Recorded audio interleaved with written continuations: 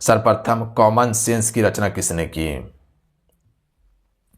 तो सर्वप्रथम common sense की रचना जो है ये आपका अमेरिका स्वतंत्रता संग्राम के दौरान की गई थी और ये आपका थॉमस पेन ने किया था। किसने? थॉमस पेन ने। अमेरिका स्वतंत्रता संग्राम के दौरान में थॉमस पेन ने।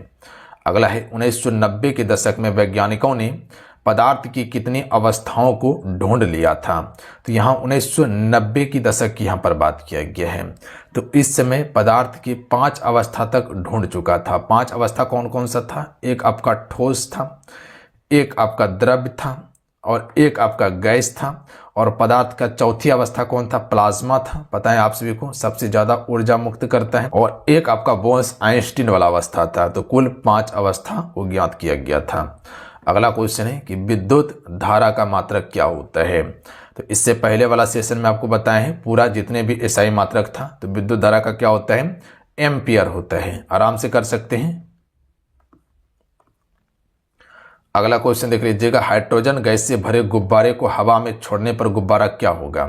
देखिए एक हाइड्रोजन गैस से भरा गुब्बारा था और हवा में जाएगा तो क्या होने लगेगा? तैरने लगेगा। तो ऑप्शन नंबर क्या हो जाएगा? ऑप्शन में एक करेक्ट आंसर होगा, कुछ दूरी तक ऊपर उठेगा उसके बाद हवा में तैरने लगेगा। अगला क्वेश्चन देख लीजिएगा, राइबोसोम किसके लिए केंद्र स्थल है? तो देखिए राइबोसोम की यहाँ पर बात किया जाए तो सबसे पहले ये समझिए कि राइबोसोम जो होता है वो प्रोटीन का संश्लेषण करता है। पता है आप सभी को? बिल्कुल। तो ये प्रोटीन संश्लेषण के लिए हो जाएगा, केंद्र स्थल होता है राइबोसोम।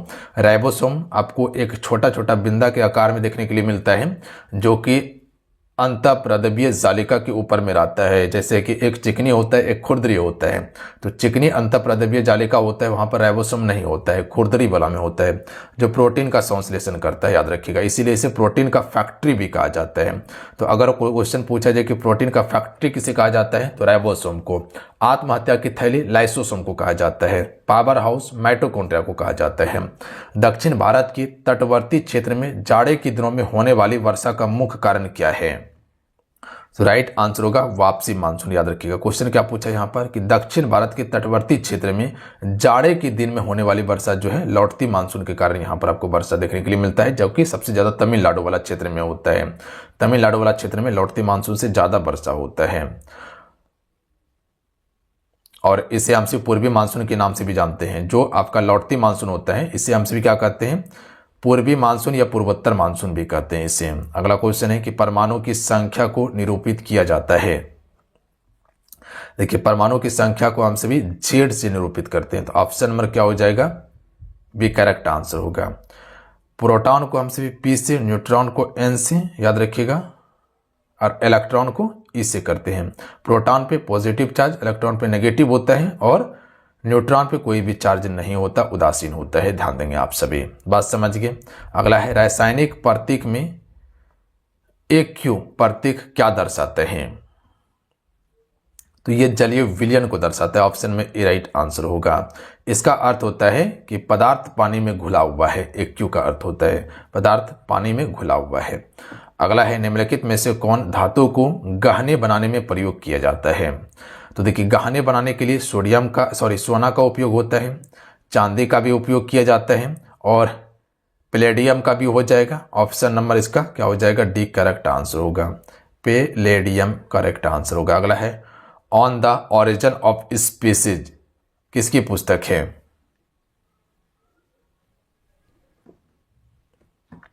यह पुस्तक आपका चार्ल्स डार्विन की है। तो ऑप्शन में ए राइट आंसर हो जाएगा। 1859 में यह प्रकाशित हुआ था, डेट याद रखिएगा। अगला है कि स्पेक्ट्रम प्राप्त करने के लिए किसका प्रयोग किया जाता है? तो स्पेक्ट्रम प्राप्त करने के लिए प्रिज्म का प्रयोग किया जाता है और प्रिज्म से गुजारने पर हर रंग क्या होता है? अलग अलग आपको दिखाई देने लगेगा। न्यूटन ने सबसे पहले इस सिद्धांत के बारे में बताया था, याद रखेंगे आप सभी। अगला है कि चाल समय ग्राफ के ढाल से प्राप्त किया जाता है। तो चाल समय ग्राफ का ढाल त्वरण से प्राप्त किया जाता है। किससे? त्वरण से किया जाता है। तो याद रखिएगा त्वरण से। अगला है विटेकर ने वर्गीकरण के लिए कितने मानदंडों का उपयोग किया था? तो विटेकर ने 5 मानदंडों का उपयोग किया था। पहला हो जाएगा आपका मोनेरा, मोनेरा जगत के बारे में बताया था। उसके बाद प्रोटिस्टा जगत हो जाएगा, याद रखिएगा कितना, प्रोटिस्टा हो जाएगा। उसके बाद हो जाएगा फंजाई हो जाएगा, याद रखिएगा क्या हो जाएगा, फंजाई हो जाएगा। उसके बाद हो जाएगा प्लांटी जगत हो जाएगा, प्लांटी हो जाएगा। और उसके बाद हो जाएगा एनिमिलिया जगत हो जाएगा। तो कुल कितना, 5 जगत में वर्गीकृत किया है। तो ऑप्शन नंबर क्या हो जाएगा, डी करेक्ट आंसर होगा। अगला क्वेश्चन देख लीजिएगा। अगला है वह कारक जो वाष्प उत्सर्जन की दर को प्रभावित नहीं करता है, वह है। तो ऑक्सीजन जो है वाष्प उत्सर्जन दर को प्रभावित नहीं करता, जबकि आपका प्रकाश की तीव्रता, वायु का वेग, कार्बन डाइऑक्साइड, ये सभी करता है। तो ऑप्शन में डी राइट आंसर होगा। अगला क्वेश्चन है कि अगर किसी ध्वनि तरंग की चाल 340 मीटर प्रति सेकेंड है तथा आवृत्ति 1700 हर्ट्ज है, तो तरंग दैर्घ्य का मान सेमी में क्या होगा। सबसे पहले ये समझिए कि जो तरंग दैर्घ्य होता है, इसको निकालने के लिए सूत्र क्या है, पता है आप सभी को, फॉर्मूला क्या होता है, v/f होता है। यानी कह सकते हैं कि वेग बटा हो जाता है आवृत्ति।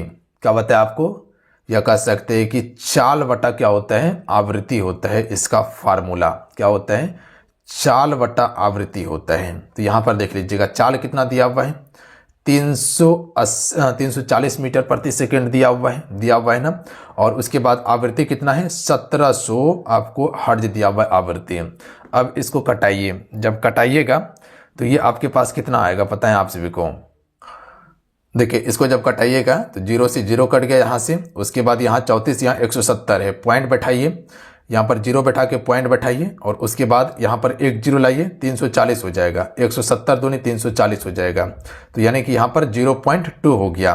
तो ये 0.2 जो है ये क्या है, आपका मीटर में है, याद रखिएगा आप सभी। हमको क्या लाना है, सेंटीमीटर में लाना है। तो अब 0.2 को हम क्या करेंगे, 100 से गुना कर देंगे, तो ये क्या हो जाएगा, आपका सेंटीमीटर में हो जाएगा।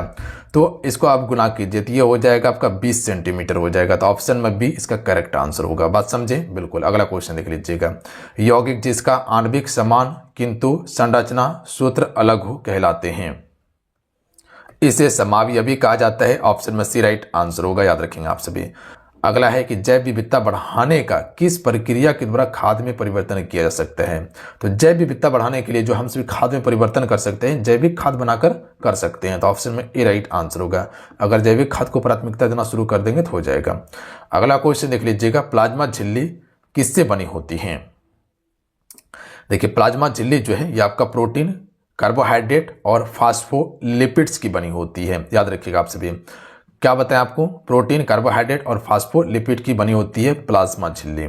तो ऑप्शन नंबर क्या हो जाएगा, सी करेक्ट आंसर। क्योटो सम्मेलन का मुख्य उद्देश्य क्या था, ग्लोबल वार्मिंग से संबंधित है। ऑप्शन में ए राइट आंसर होगा। अगला है विद्युत परिपथ में प्रभावित धारा का मान मापने में प्रयुक्त यंत्र कौन सा है।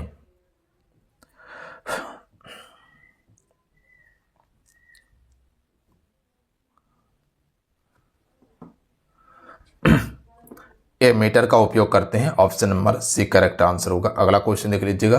कारक के कितने भेद होते हैं। कारक के 8 भेद होते हैं। कौन कौन सा, कर्ता, कर्म, करण, संप्रदान, अपादान, संबंध और अधिकरण होता है और संबोधन होता है।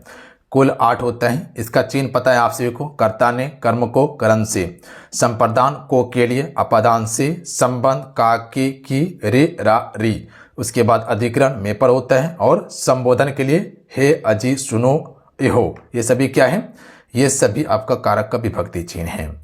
अगला है निम्नलिखित में से कौन सा वाक्य शुद्ध है।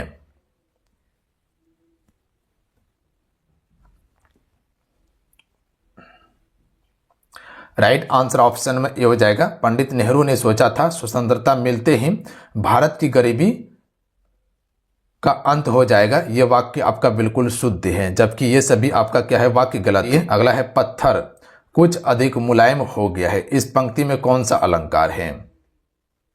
यहां पर आपका विरोधाभास अलंकार है। विरोधाभास में क्या होता है, विरोध प्रकट किया जाता है। क्या लगता है कि पत्थर कभी मुलायम हो सकता है, नहीं हो सकता। तो यहां पर क्या किया जा रहा है, विरोध जताया जा रहा है। जो पत्थर चीज है, जो कठोर चीज है, वो कभी मुलायम नहीं हो सकता। आप बोलेगा लोहा मुलायम हो जाएगा, संभव है, नहीं होगा। पिघलाने के बाद हो सकता है लोहा मुलायम हो जाए, पर पत्थर कभी मुलायम नहीं होगा। तो यहाँ पर विरोध प्रकट किया गया। काव्य के शब्द और अर्थ में चमकदार ला दे उसे साहित्य में डैश कहा जाता है। तो साहित्य में इसे हम सभी अलंकार कहते हैं। जो काव्य और शब्द के अर्थ में चमकदार यानी कि सुंदरता ला दे उसे हम सभी अलंकार कहते हैं। अलंकार का अर्थ क्या होता है? गहना होता है, याद रखिएगा आप सभी। जिस प्रकार से स्त्री को